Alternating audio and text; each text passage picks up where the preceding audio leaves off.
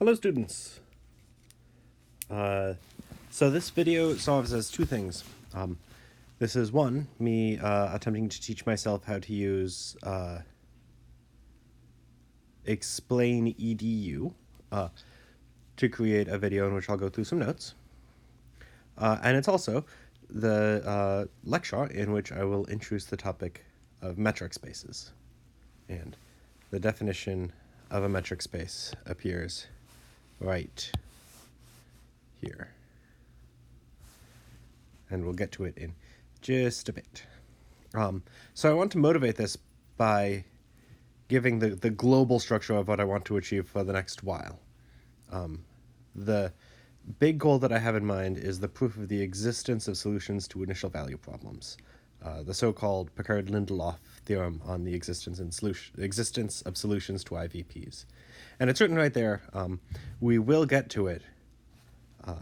Right, all of these are some hypotheses which will come up in the proof. We're not going to get to the proof for quite a while. But I want to write down the actual theorem. The idea is that there exists a solution to something that looks like highlight R. F prime equals, oh, that looks really bad.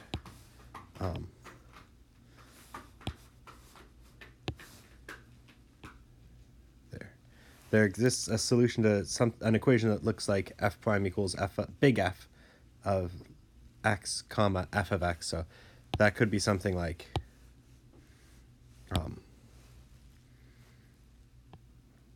f prime of x equals, I don't know, x squared f prime minus f squared times x, I don't know, all over e to the f plus 1. As long as this function, the function that sends, nope, one of those things can't be. Can't depend on f prime. As long as this operation satisfies all of the conditions of the theorem, all of these conditions,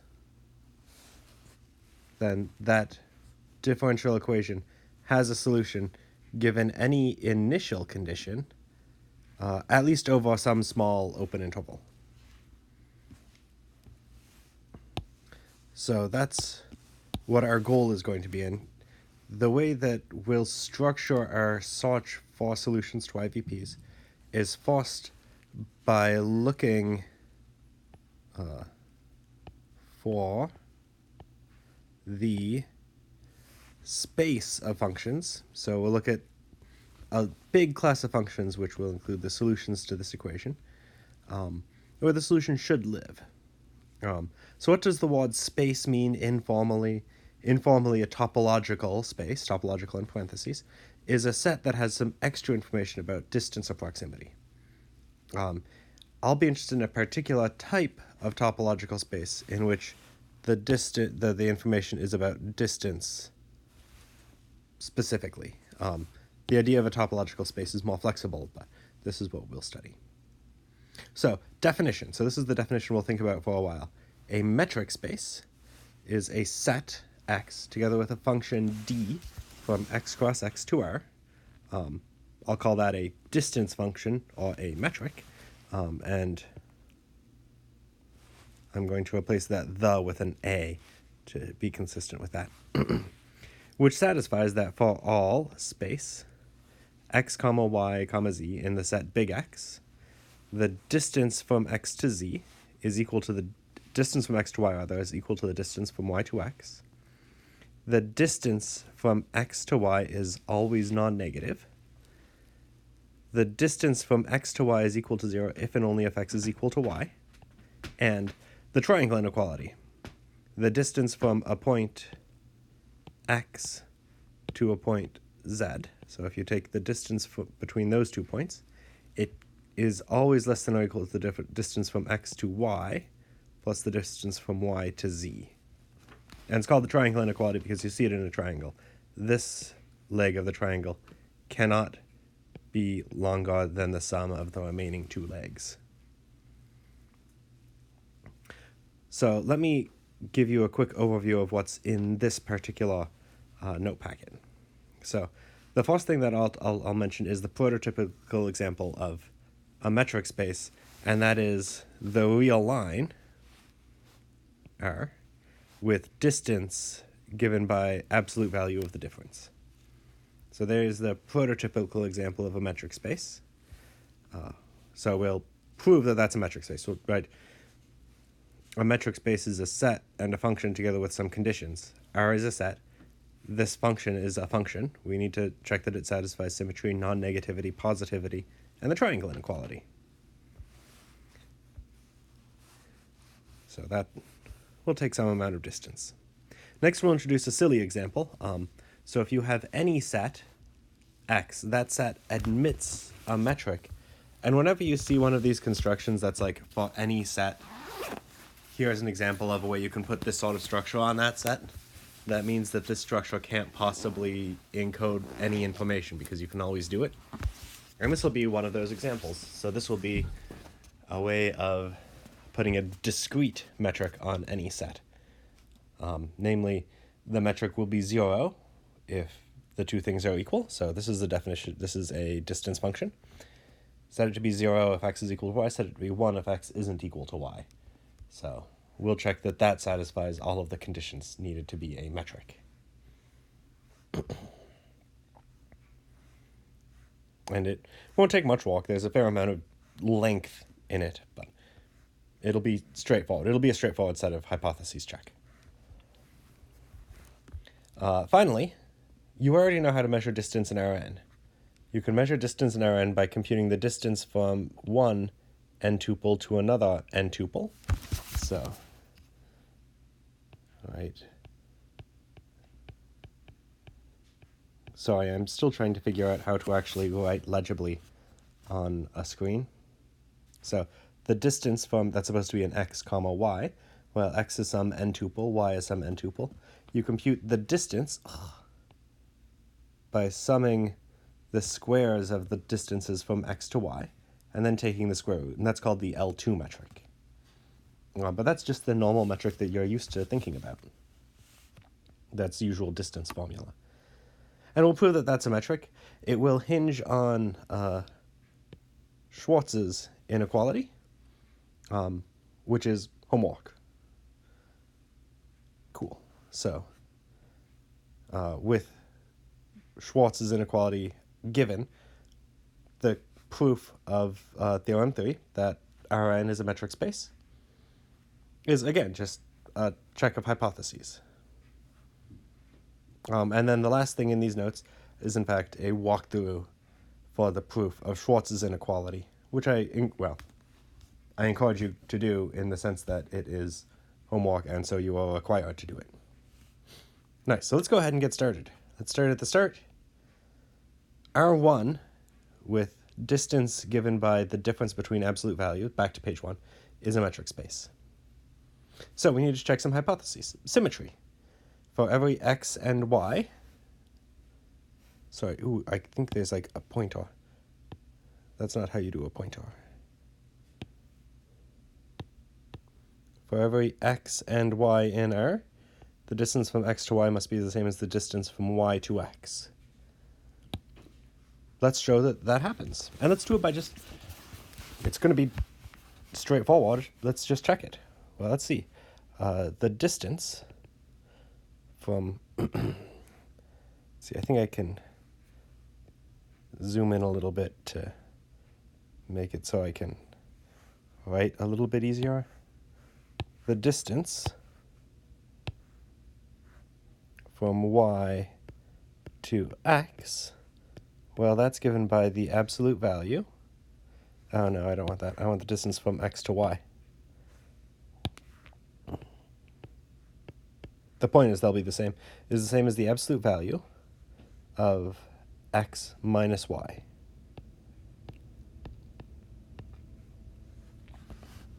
On the other hand, think about what the distance from y to x would be. The distance from y to x. So this will be in yellow. This will not be part of the proof. This will be, if you like, a want to show. The distance from y to x Well, that's the absolute value of y minus x. So I need to convince myself that those two things are equal. And, well, of course they're equal because, well, let's explore properties of absolute value. Absolute value of x minus y is the same as absolute value of negative y minus x by the fact that you can distribute negative signs. Oh, but a negative sign inside an absolute value doesn't matter. That's the same thing as absolute y minus x. And that is exactly the formula for the distance from y to x. So D is symmetric.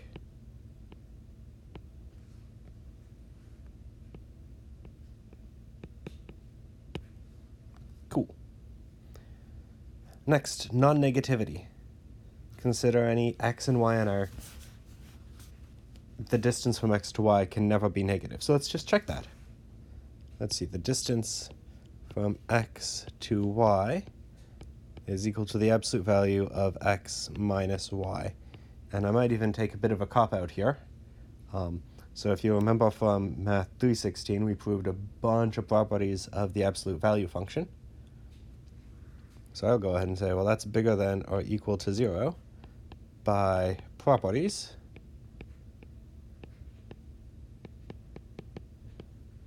of absolute value. Nice. So that's a bit of a cop-out, but there you go. And even the proof of that is like pretty straightforward. Consider any x and y in R. It needs to be that the distance from x to y is equal to 0 if and only if x is equal to y. How do you prove an if and only if? Well, you need to prove two things. You need to, one, I can do this again. Assume x is equal to y and show that dxy is equal to 0. Assume x is not equal to y and show that the distance is positive. Well, let's see why. Let's see, if, let's write it anyway. If x is equal to y, then the distance from x to y is the same as the distance from x,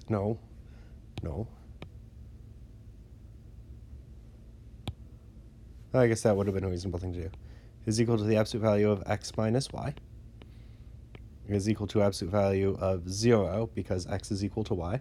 Absolute value of 0 is 0. So that holds up. Suppose x is not equal to y and show the distance from x to y is strictly bigger than 0. Well, let's do it. So let's see, if, maybe I'll take a bit of a cop-out, I'll allude to properties of absolute value.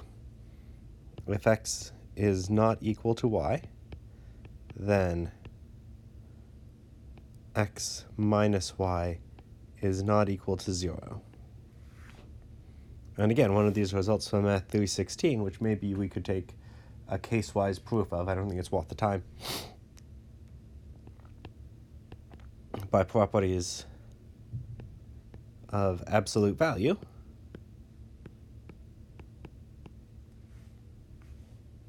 the distance from x to y, well, that's the absolute value of x minus y, is strictly bigger than 0. Thus, thud, thus, with the pen, D is positive. Nice. And the final property is the triangle inequality. Generally, when you're checking that something's symmetric, the triangle inequality is the thing that takes the most walk. Let's prove the triangle inequality.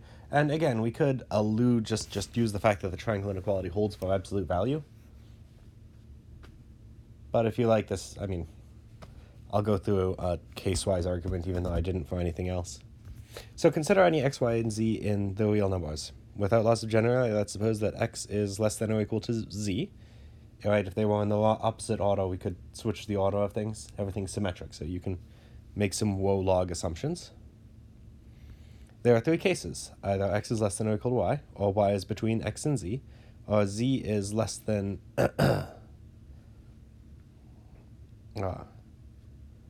or x is less than z is less than or equal to y.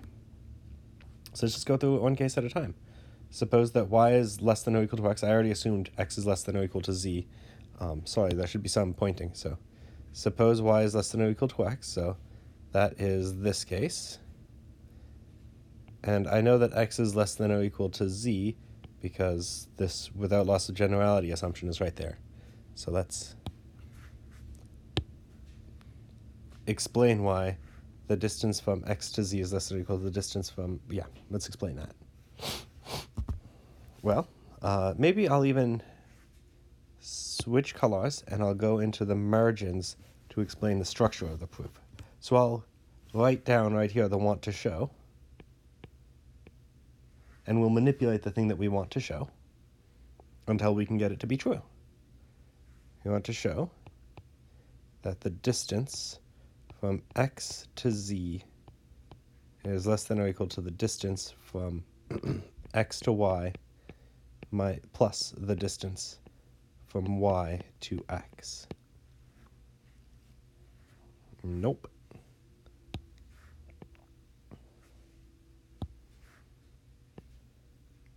So let's just write out what this means. So that's the absolute value of x minus z less than or equal to absolute value x minus y plus absolute value y minus z. So this is what I want to show. It's equivalent to that. Let's remember the Woe log assumption. Y is less than or equal to x is less than or equal to z. So x is less than or equal to z. So there's z minus x, that's equal to that, less than or equal to y minus x plus z minus y. And so what does this all translate to? There's z minus x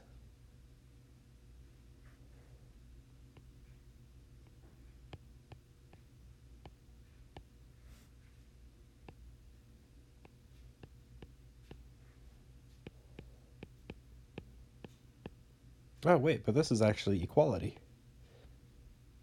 So it's true, and in fact there's where I'll start. So let's now compose the proof.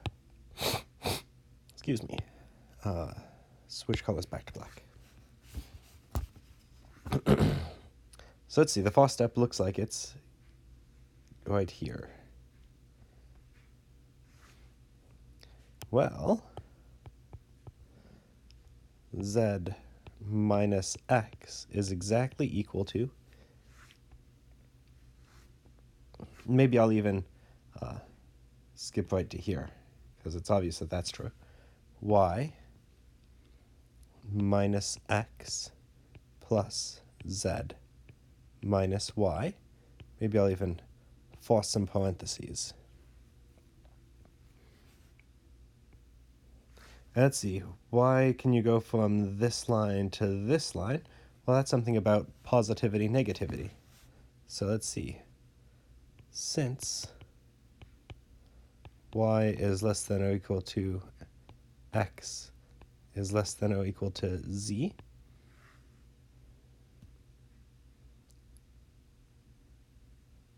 something's wrong. Something's wrong. Okay. So, the astute reader will have noticed that something went wrong.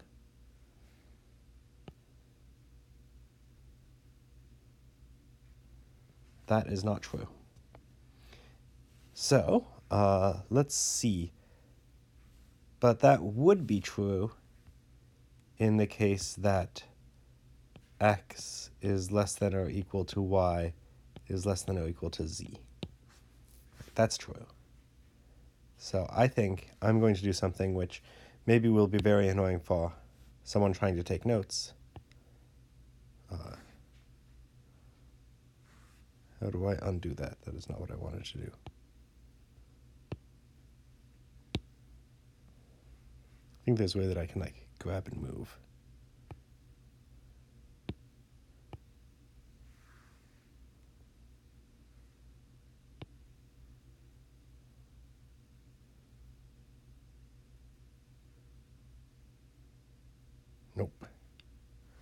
All right, screw it then.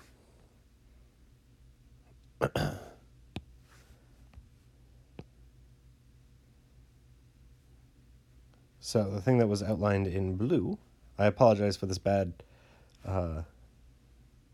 board style.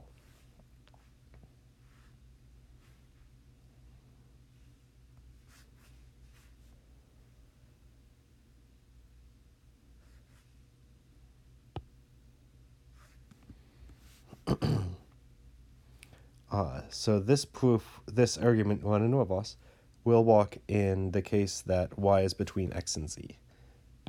So let's do that, and then we'll figure out this step one proof next. So all right, the distance from x to z, so apparently this is a good place to start. Well,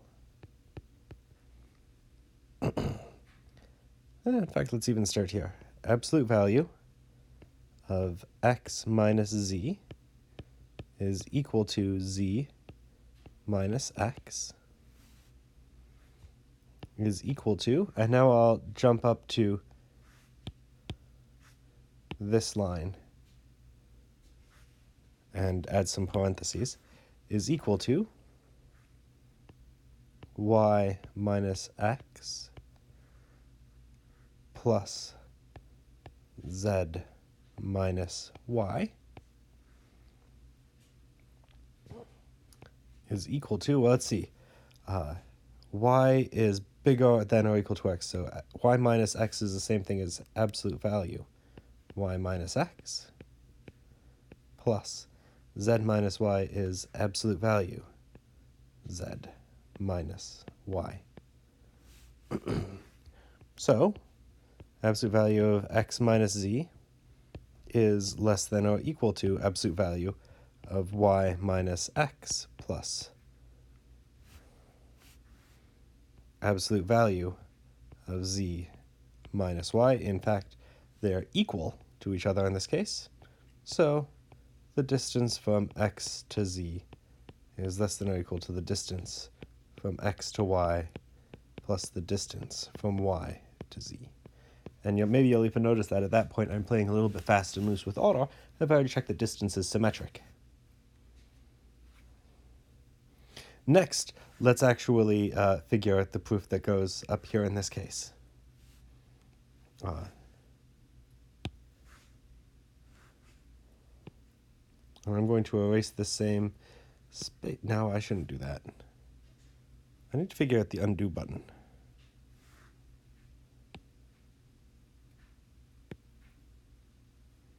I'll figure it out later.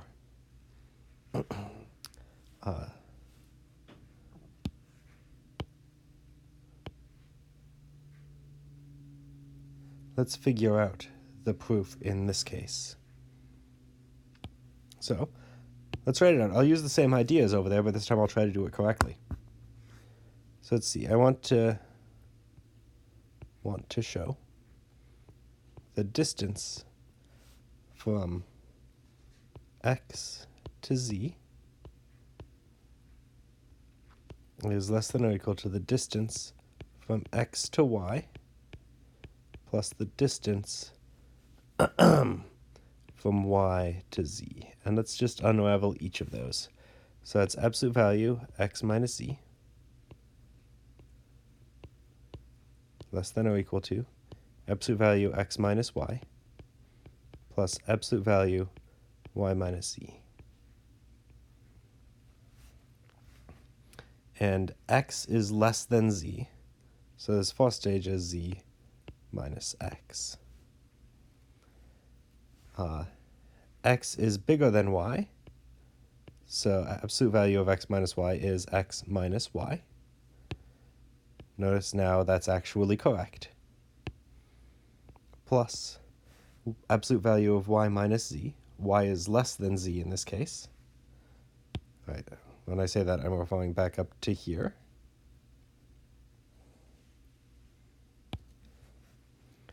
So absolute value of y minus z is equal to z minus y. So let's just keep on unraveling. So all of these are things that we want to show. So let's just keep on manipulating this down to something that's, true. So maybe one thing you notice is the z's can cancel. I can move all the x's onto the same side and all the y's onto the same side and wind up with 2y less than or equal to 2x. And let's just see, is that true? Well, sure it is, because we are assuming in this case that y is less than or equal to x. So I know how the proof will go now. So let's do it. So let's see, since y is less than or equal to x, I know that 2y is less than or equal to 2x. So, right, I'll jump up to that step, maybe without the z's. So, negative x is less than or equal to x minus y minus y. And so, z minus x is less than or equal to x minus y plus z minus y by adding z to both sides, and now I'm basically done. Thus, as y is less than or equal to x is less than or equal to z, we get absolute value of x minus z is less than or equal to absolute value x minus y plus absolute value of y minus z. So the distance from x to z is less than or equal to the distance from x to y plus the distance from y to z. And I think you get the idea of what's going to happen in this last case. Right. To the side, write down this expression and try to reduce it to something that's true, and then follow that argument backwards to come up with your proof. So maybe I'll even put this here.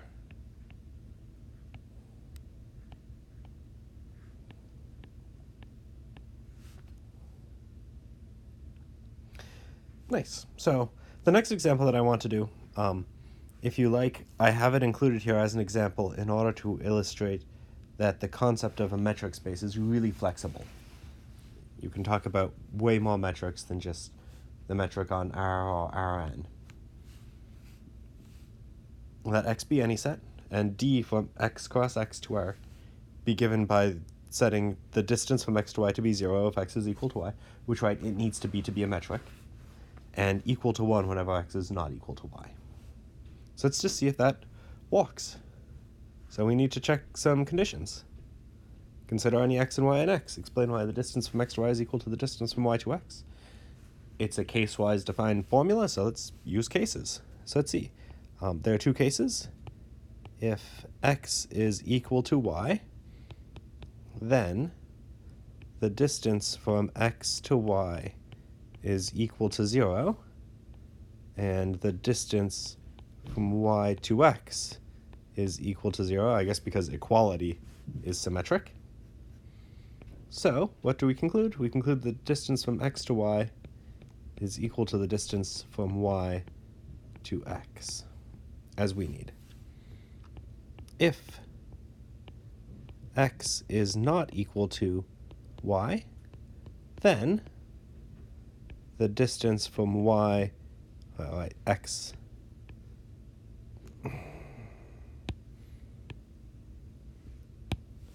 the distance from x to y is equal to 1, which is the exact same as the distance from y to x.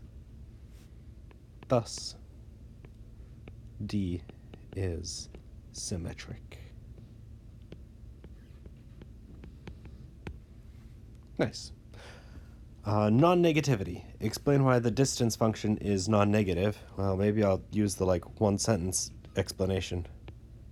By its very definition, the distance function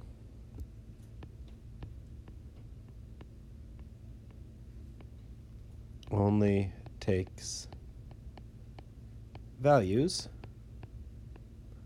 of 0 or 1. Each of these are non-negative.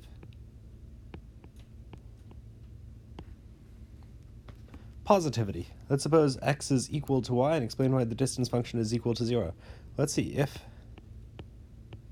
x equals y, then the distance from x to y is equal to 0 by the case-wise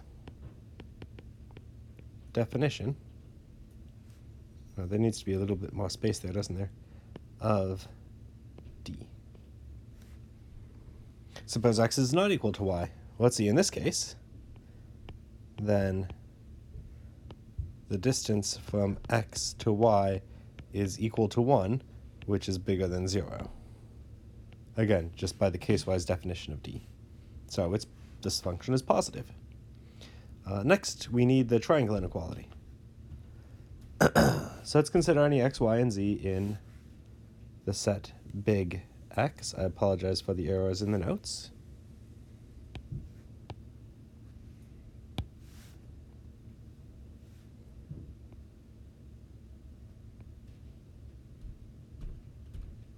There, that's better.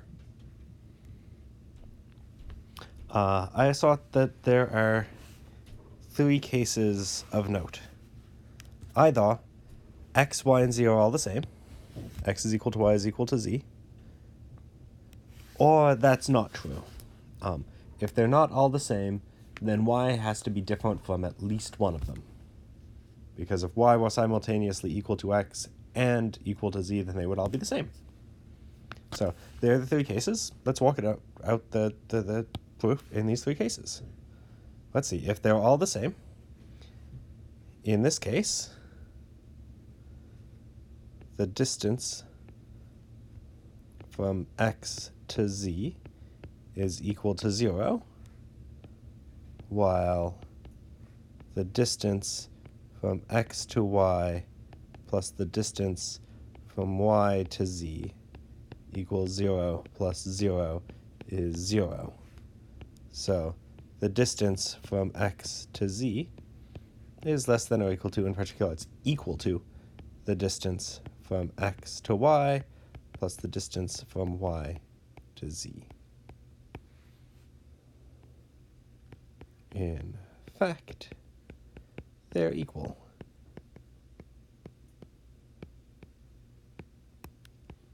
But less than or equal to accepts equal as an okay option. Suppose x is not equal to y. Since x is not equal to y, let's write down what we can conclude. So let's see, since x is not equal to y, the distance from x to y equals 1, as the distance from y to z is non-negative. What can we conclude? That means the distance from x to y plus the distance from y to z is bigger or equal to 1, because this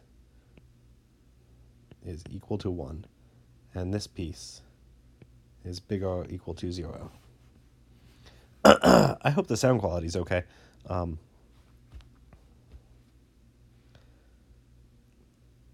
Nice. So we've computed one side. I've computed this side, and I got it to be at least as big as 1. But check out d of xz. By the definition of d,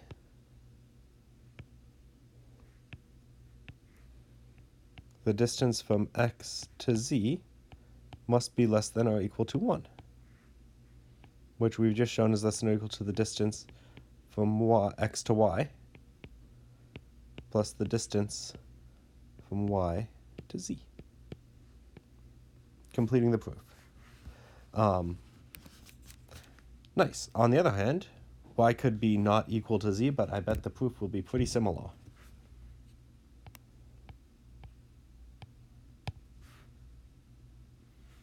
Cool. Nice. So, there we are. So let's get onto a metric that is actually one that we've been walking with, though maybe we haven't proven some things about it. So you already know how to measure distance in Rn. We've been doing it for a while. The distance from an n-tuple x to an n-tuple y is given by summing up the squares of all of the xi minus yi's. Right, there it is. There's all the xi minus yi's.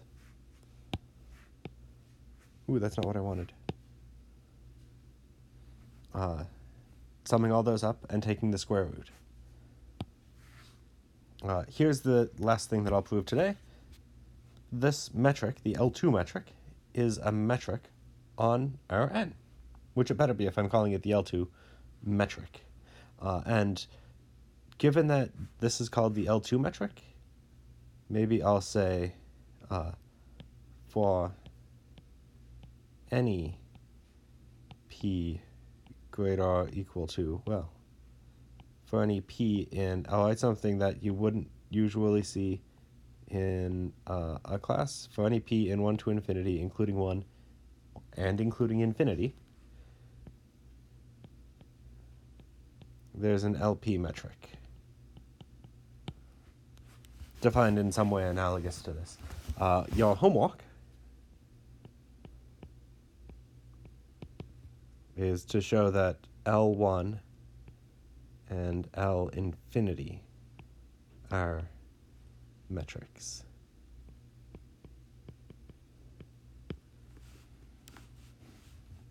Cool. So so that's maybe a motivation to pay attention to how this proof is going to go, though. Those two proofs for L1 and L infinity will be easier. The proof is going to hinge on an inequality known as Schwarz's inequality. And here's what it says. For any n-tuple u1 through un and any n-tuple v1 through vn in Rn, if you sum up all of the products of the ui's times the vi's, that is less than or equal to what you would get if you were to take the square root of the sum of all of the ui's and multiply that by the sum of all the vi's. Sorry, squared. And there's a good proof of that inequality just driven by induction on n. Is the proof in the homework driven by induction on n?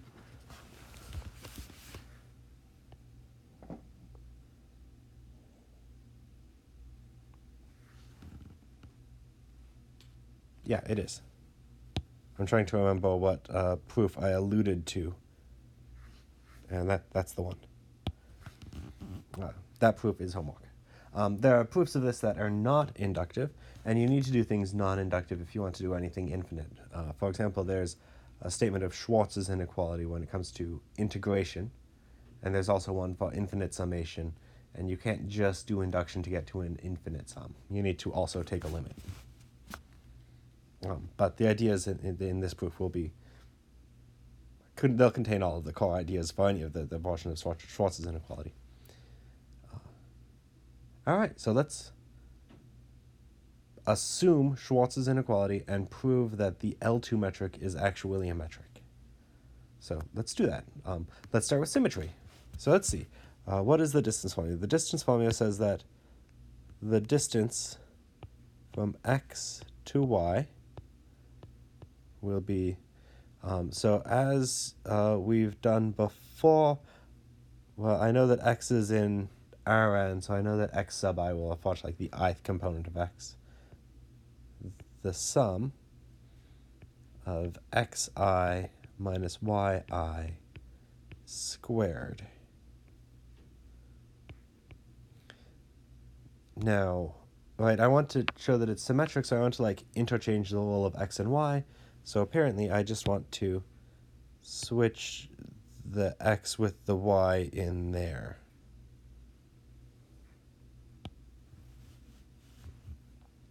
Well, but why can I do that? Well, there's a square around it.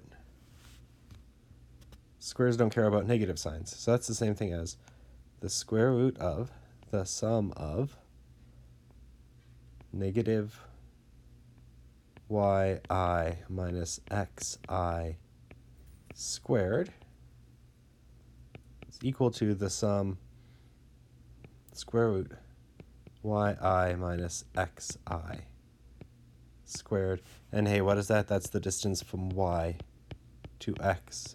So d is symmetric. Why is the distance always non-negative? Well, let's maybe even just gesture at this for a bit. So each of these xi minus yi's gets squared. If you square a number, you get something that's non-negative. You add up a bunch of non-negative things. You get a non-negative thing. You take the square root of a non-negative thing. You get a non-negative thing. So there's the proof. And I guess let's do it. Well, for all I, xi minus yi squared is bigger than or equal to 0. So the sum of all the xi minus yi, maybe index this, squared is bigger or equal to 0. So the square root of the sum of xi minus yi squared is bigger or equal to 0. Thus, the distance from x to y is bigger or equal to 0. Suppose that x is equal to y. Show that the distance is equal to 0. And this is another obvious one, right? So maybe I'll do this. It's already indicated as easy. So maybe that means that I can do it because it's easy. Well, distance from x to y is equal to 0. If x is equal to y, then the distance from x to y is equal to the sum of a bunch of xi minus yi squareds square rooted is equal to the square root of the sum of a bunch of 0 squareds, which is equal to, 0 squared is 0, add up a bunch of zeros, you get 0, take the square root of 0, you get 0, since xi minus yi equals 0 for all I. Let's suppose x is not equal to y and show that the distance is strictly positive. And here's the hint. So if x is not the same as y, then they have to differ in some entry. So, let's start with that. So since x is not equal to y, there exists some j such that xj is not equal to yj. Then, so I'll focus in on just the jth term in that sum.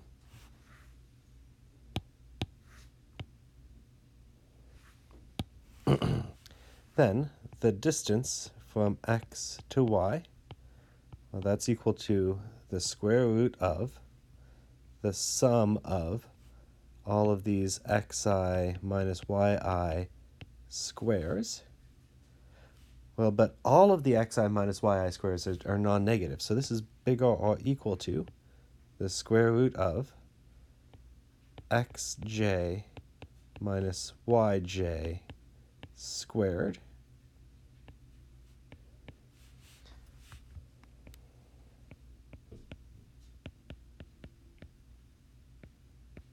I don't know if we did this in analysis, but you know that the square root of a square is the same thing as just the absolute value of the thing on the inside. Is bigger than 0 since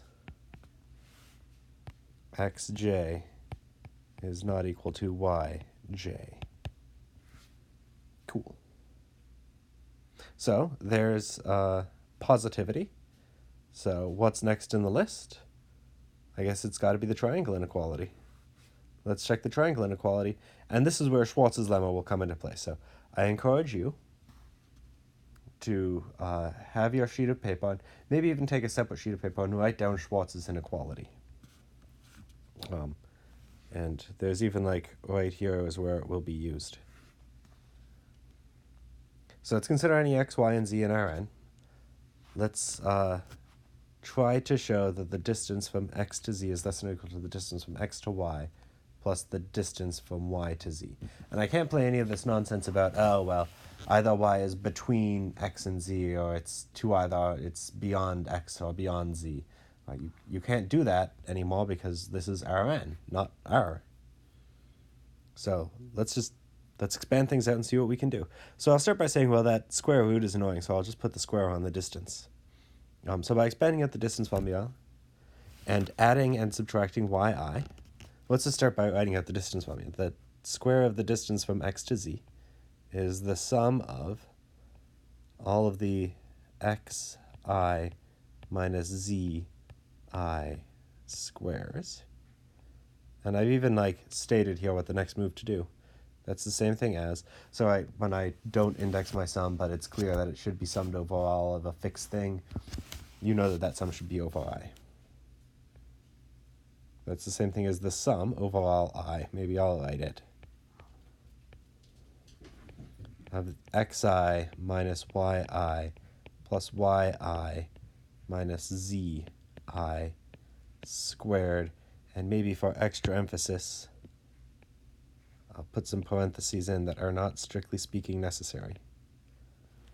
Because what am I going to do? I'm going to take this quantity and I'm going to FOIL it out. I'll use the distributive law. The distance from x to z squared is equal to the sum. Let's see what happens when we FOIL. I'll FOIL in the long order, so I'll go first, last, and then outside, inside. So the first term squared, xi minus yi squared plus yi minus zi squared plus, and all of this is inside of the sum, plus xi minus yi times yi minus zi.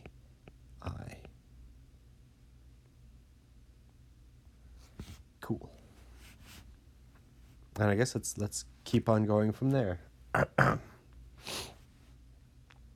So some of these pieces already look like the distance formula, right? The sum of all of the xi minus yi, that's the distance from x to y. So let's pull that out as a single sum. So that's equal to the sum of xi minus yi squared plus the sum of all of the yi minus zi squared plus the sum of the last piece, xi minus yi times yi minus zi. And I say next that we're going to use Schwarz's lemma. So I'll go ahead and write Schwarz's lemma again. Schwarz's lemma says, well, let's scroll back over. So I guess this is you flipping pages. If you add up a bunch of ui's times vi's, that's less than or equal to the square root of the sum of the squares of the ui's times the sum of the squares of the vi's. So I'll write that over here. I have more space than you do. Oh, so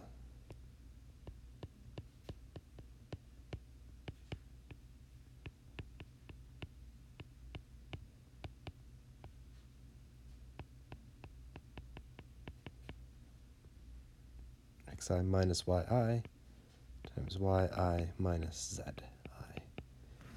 So I'm going to use Schwarz's inequality. So let's recall that. So that says that the sum of a bunch of ui, I'll even color code this a little bit. It'll take some extra time to write, but I've got nothing but time.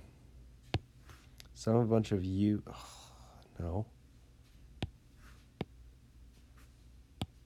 Sum of a bunch of ui times vi is less or equal to big square root the sum of all of the ui's squared times the sum of all of the vi's squared, where those squares are not around the whole sum. So I see, so that says that a sum of a product of two things is less than or equal to summing up the squares of each one individually, taking the product of those two sums, and then taking the square root. And I see exactly that situation right here. There's something that looks like a ui. There's something that I can call vi. That's the sum of a bunch of ui times vi's. So I can apply Schwarz's lemma to see that this is less than or equal to, well, some of the terms I'll just carry along. Distance from x to y squared plus the distance from y to z squared plus square root of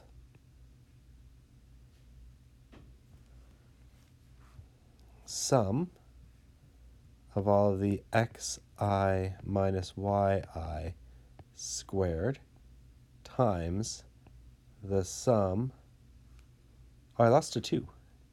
Should be a 2 in a bunch of these places, right? When you FOIL out a square of a sum, you get a 2 there, so we'll get a 2 here. So we'll get a 2 here. So we'll have a 2 out here. Sum of all the xi minus yi, so there's the red term, plus the sum of all of the yi minus zi squared. There's the blue term.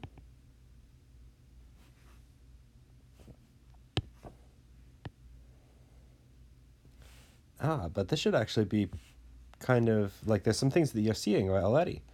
This right here is the distance from x to y squared. There's the distance from y to z squared. And you're taking a square root. So let's make that substitution, and we'll see that we get the distance from x to y quantity squared plus the distance from y to z quantity squared plus 2 times the square root of, and I might be shooting myself in the foot. I might be doing things that I don't have space to do. The distance from x to y squared times the distance from y to z squared. Square roots behave nicely under multiplication, and they undo squares, as long as the thing is positive, which they are because this is a distance. That's the same thing as the distance from x to y squared plus the distance from y to z squared plus 2 times the distance from x to y times the distance from y to z. So now let's just stare at this piece for a second. If this were written in a slightly different order, it would be, you would see the factorization. I would see Faust times Faust. Sorry, let's use this. I see a thing squared plus another thing squared plus 2 times the product of those two things. Well, that's exactly like the formula you get for a plus b squared. Excuse me.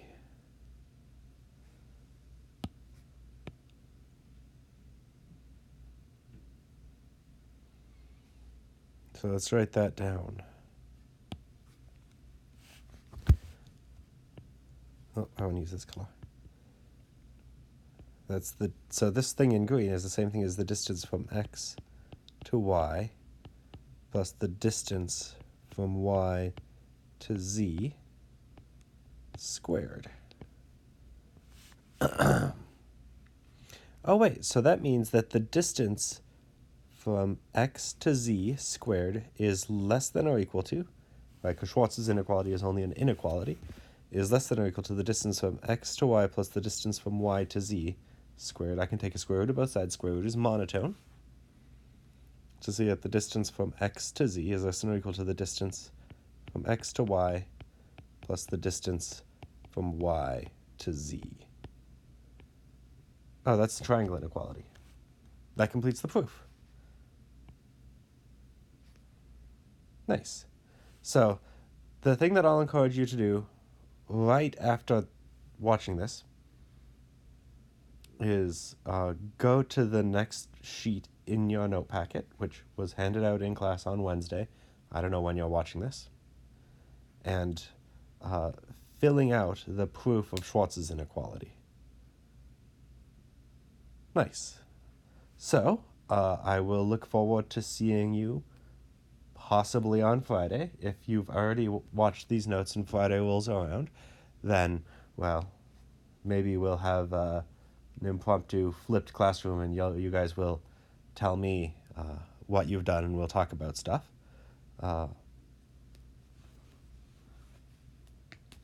Sorry, I'm bad at ending things.